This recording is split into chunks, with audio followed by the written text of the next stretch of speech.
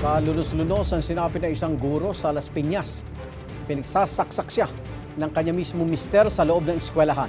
Ayon sa suspect na lasing ng gawin ng krimen, nagawa niya yon dahil sa selos.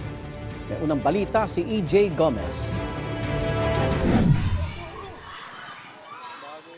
Nagkagulo sa loob ng isang pampublikong paaralan sa Barangay Almanza dos Las Piñas City nitong Lunes ng umaga.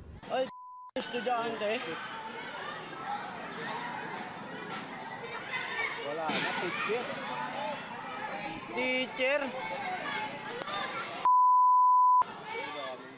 Tinulungan ng mga tauhan ng paaralan ang 51 anyos na guro matapos siyang pagsasaksakin sa loob ng kanilang faculty room.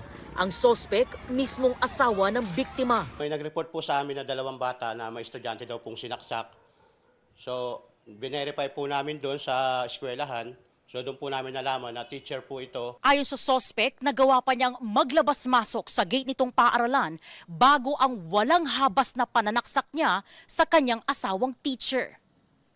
Sabi ng sospek, nagpunta siya sa eskwelahan para kausapin ang kanyang asawa. Alas 5 ng madaling araw, nandun na po ako. Base sa investigasyon ng pulisya, may gwardiya namang bantay sa eskwelahan.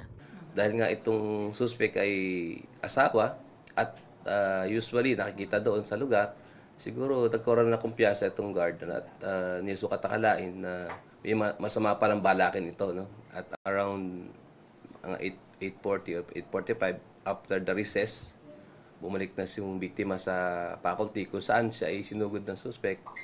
At doon na inupisahan siyang atakihin at na-witness ito ng 3 guro at 1 gwardiya.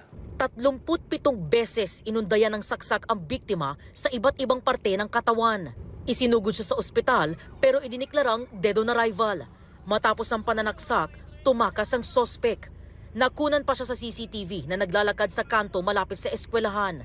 Kita rin sa CCTV ng barangay ang paikot-ikot na paglalakad ng lalaki. Gayon din ang paghabol ng ilang residente kabilang ang 2 teacher. Isang van pa ang bumangga sa sospek na nooy armado ng patalim para pigilan siyang makatakas. Dumiretso pa sa paglalakad ng sospek sa sumunod na kalsada hanggang sa dumami ang mga residenteng humabol kasunod ang mga tanod ng barangay at tuluyang naaresto ang sospek. May nakita po kami sa kanyang may dugo po sa paa.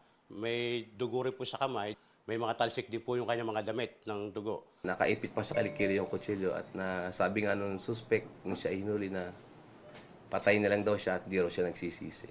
Selos ang tinitingnang ugat ng krimen.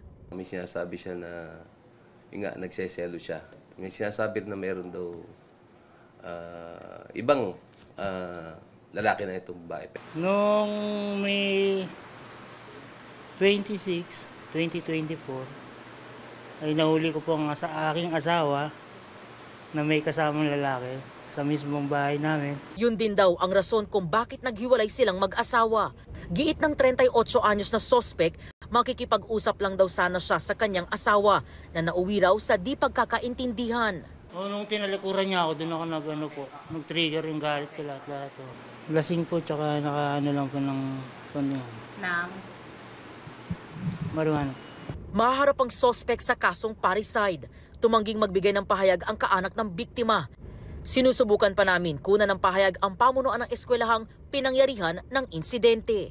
Itong unang balita. EJ Gomez para sa GMA Integrated News. Igan, mauna ka sa mga balita, mag-subscribe na sa GMA Integrated News sa YouTube para sa iba't ibang ulat sa ating bansa.